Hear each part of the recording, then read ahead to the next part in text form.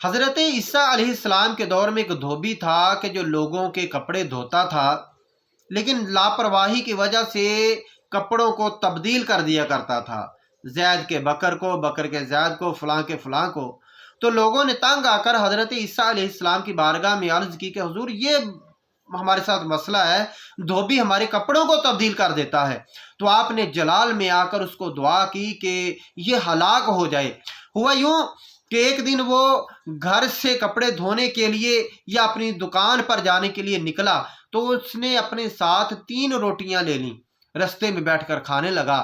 تو ایک سائل آیا، اس نے روٹی مانگی، اس دھوبی نے 1 روٹی دے دی، اس نے پھر اس کو دعا دی، اس نے دوسری روٹی بھی اسے دے دی، اور فقیر نے، مانگنے والے نے اس کو تیسری مرتبہ کوئی دعا دی، تو اس دھوبی نے وہ تیسری روٹی بھی اس شخص کو دے دی۔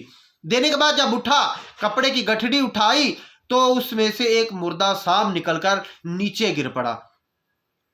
تو وہ بڑا حیران ہوا کہ یہ کیا معاملہ ہے۔ آخر کار وہ اپنی دکان پر یا دھوبی گھاٹ پر پہنچا۔ پہنچنے کے بعد جب شام کو گھر آیا تو لوگوں نے حضرت عیسیٰ علیہ السلام کی بارگاہ میں عرض کی کہ یا نبی اللہ، اس دھوبی کو تو کچھ ہوا ہی نہیں۔ تو آپ نے اس کو بلایا اور پوچھا کہ تمہارے ساتھ کیا معاملہ ہوا، کہ آج تم نے کون سا عمل کیا کہ اللہ تبارک و تعالیٰ نے تم پر اتنا بڑا کرم کیا کہ سانپ کے ڈسنے سے جو ہے وہ تمہیں محفوظ رکھا۔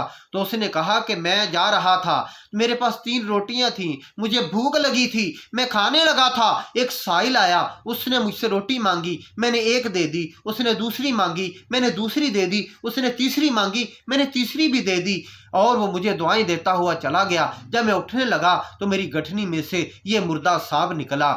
تو حضرت عیسیٰ علیہ السلام نے فرمایا کہ بات دراصل یوں ہے کہ لوگوں نے تمہاری شکایت کی تھی، میں نے اللہ پاک کی بارگاہ میں تمہاری ہلاکت کی دعا کی تھی، تو جو روٹیاں تو نے اللہ کی راہ میں خیرات کر دی تھیں، ان روٹیوں کی وجہ سے اللہ تبارک و تعالیٰ نے اس سانپ کے ڈسنے سے تمہیں محفوظ رکھا۔ اللہ تبارک و تعالیٰ کے نبی، ان کی دعا اللہ نے یقیناً قبول کر لی تھی، لیکن اس شخص نے صدقہ دے کر اپنی جان کو جو ہے وہ محفوظ کر لیا۔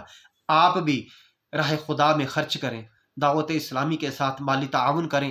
آپ جامعۃ المدینہ، مدرسۃ المدینہ، سوشل میڈیا، خدام المساجد اور دعوت اسلامی کے دیگر کام ہیں، تو ان کے ساتھ آپ تعاون کیجئے۔ دعوت اسلامی کو یونٹ جمع کروائیے، آپ دعوت اسلامی کے ساتھ تعاون کیجئے، انشاءاللہ آپ سے بھی بلائیں دور ہوں گی، آپ کی جانیں بھی محفوظ ہوں گی۔ اللہ تبارک و تعالی آپ کے علم میں، عمل میں، رزق میں، مال میں برکتیں عطا فرمائے، آمین، بجاہ خاتم النبیین صلی اللہ تعالی علیہ وآلہ وسلم۔